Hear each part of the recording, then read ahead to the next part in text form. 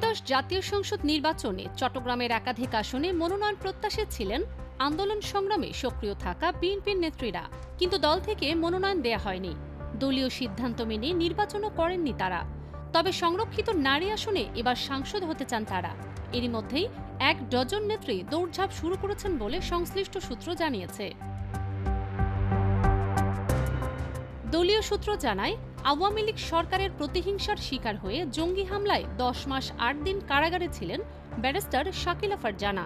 তার বাবা বিএনপির সাবেক হুইপ সৈয়দ ওয়াহিদুল আলম টানা 4 বারের এমপি ছিলেন। ত্রয়োদশ জাতীয় সংসদ নির্বাচনে চট্টগ্রাম 5 আসন থেকে মনোনয়ন চেয়েছিলেন ফারজানা।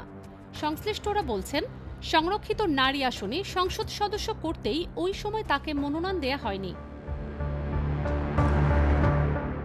এছাড়া আলোচনায় রয়েছেন জাতীয়তাবাদী মহিলা দলের যুগ্ম সম্পাদক ফাতেমা বাদশা, চট্টগ্রাম মহানগর মহিলা দলের সভাপতি মনোয়ারা বেগম মনি ও সাধারণ সম্পাদক জেলি চৌধুরী, উত্তর জেলা মহিলা দলের সভাপতি মেহেরুন্নেসা নার্গিস, দক্ষিণ জেলা মহিলা দলের সভাপতি জান্নাতুল নাইম রিকু, চট্টগ্রাম সিটি কর্পোরেশনের সাবেক কাউন্সিলর জেসমিনা খানম, জাসাসের কেন্দ্রীয় নেত্রী নাজমা সাইদ ও ফটিকছড়ির গুম হওয়া বিএনপি নেতা শহীদুল আলম সিরাজ চেয়ারম্যানের সহধর্মিণী সুলতানা পারভিন।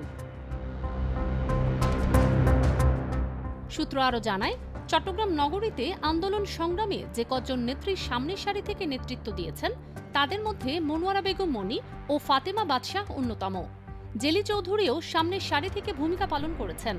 এছাড়া গুমের শিকার পরিবারগুলোর প্রতিনিধি হিসেবে সিরাজ চেয়ারম্যানের স্ত্রীকে সংরক্ষিত আসনে এমপি হিসেবে সুযোগ দেয়া হবে বলে আশা পরিবারের।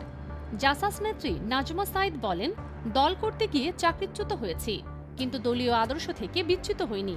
আশা করি দল আমাকে মূল্যায়ন করবে। IBTV USA, new York.